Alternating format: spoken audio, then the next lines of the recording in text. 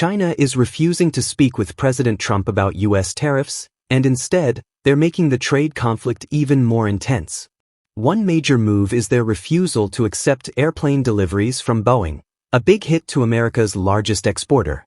As NBC's Janice Mackey-Frayer reports, this decision doesn't just hurt Boeing, it could ripple through the entire U.S. economy. The world's two biggest economies are now caught in an expanding trade war, and China is hitting back hard. Beijing has told its airlines not to buy any more Boeing planes. President Trump says China is breaking its promises, and U.S. companies are feeling the pressure. Tech giant Nvidia says the tariffs could cost them up to $5.5 billion. China is also fighting on other fronts, cutting off rare earth exports, limiting U.S. movies in its theaters, putting American firms on its unreliable list, and threatening to walk away from key drug talks. The White House released a message from President Trump, saying China needs a deal more than the U.S. does. He added there's no real difference between China and any other country, except China is bigger. But right now, both sides refuse to back down. Meanwhile, Chinese leader Xi Jinping is visiting countries like Vietnam, urging them to push back against what he calls U.S. bullying.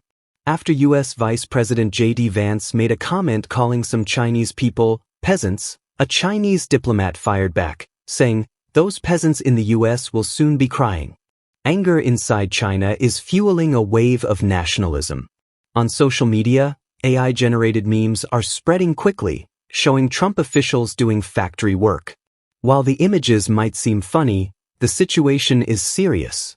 Regular people in both countries are feeling the pain. Prices in the U.S. are going up.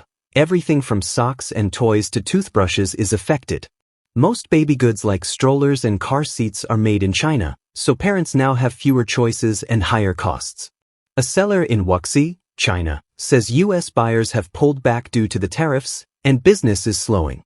Back in the U.S., California is fighting Trump's tariff decisions. Governor Gavin Newsom plans to sue the Trump administration, saying it's illegal to use emergency powers to create global tariffs without Congress. At the same time, Americans are rushing to buy cars before prices go up. Spending on vehicles jumped 5.3% in March, the biggest rise in over a year. But supplies of both new and used cars are dropping fast. The number of cars available has fallen from 91 days worth in March to just 70 days now. Used car supplies are down too. Experts worry sales could stall once current inventories, made before tariffs kicked in, are gone. Factories in China that make goods like hair accessories are already feeling the hit. Tariffs on Chinese imports are now as high as 145%. Yet, China isn't giving in. They're still refusing to negotiate with Trump, and they're adding more pressure by holding off on Boeing jet orders, cutting rare earth exports, blocking U.S. movies, and blacklisting American firms.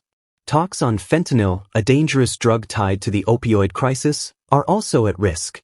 The White House says President Trump is standing firm. China needs a deal, not the U.S. Still, no one seems ready to make the first move. President Xi continues his tour of Asia, working on new deals with countries like Malaysia and Cambodia. This is part of a larger plan to build stronger trade ties and push back against American pressure. Back home, the online flood of nationalistic memes is growing. But behind the online images, the real-world effect is obvious. American consumers are feeling the squeeze in stores. Prices are rising, especially for common items and baby products. China's economy is slowing too, but both countries remain locked in a standoff. For now, there's no end in sight to this growing trade war.